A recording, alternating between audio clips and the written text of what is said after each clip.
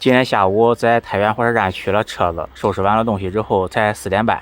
我一看时间还早，就没在太原市区停留，直接就往北骑了。25公里之后就是我现在的所在地阳曲县城，这里就是它县城了哈。这是县城的，这算是北边的出城口，那边就是108国道，前面那个地方那108国道那个地方。特别多的宾馆，大约有7、8家吧，都是普通的这种，就是这种旅馆普通的啊。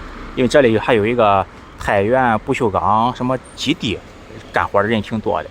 我觉得那个国道边上比较吵，看前面有个50米吧，我觉得那有点吵，所以就拐进来了一点，拐进来了安静一些，而且它这边性价比就算是比较高，尺数一样。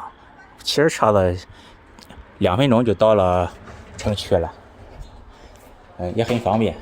今天我把车子放在1楼了，之前住在他这儿一个2楼，他这边我感觉特别的干净，而且像是新装修的。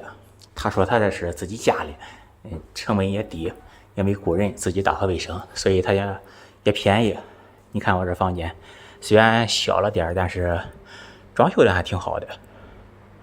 一进门这边就是一个独立卫生间啊，你看这些洗浴设施，感觉还挺上档次的，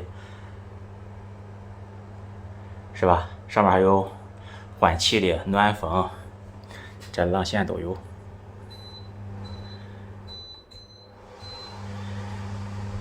取暖关了，换气儿，还有电吹风。洗浴用品都挺全的。一进门这里还有一个小沙发，这是一个单人床，而且还带一个阳台。打开窗户了，晚上把窗户关了就行了，因为这里有个新空调，你看这空调新的。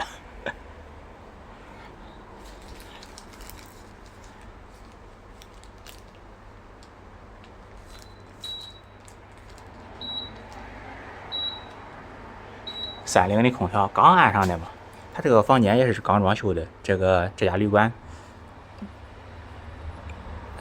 都是新整的。你看这东西设施啊，非常干净，就是面积小了点，不过我一个人住嘛也无所谓了，只要干净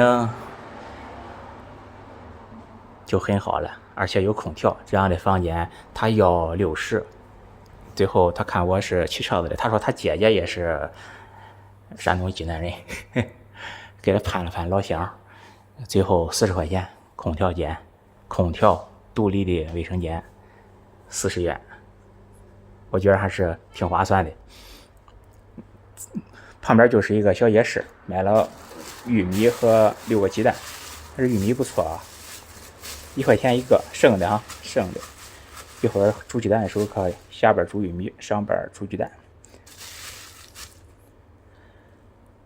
OK。休息休息，洗个澡，吃饭。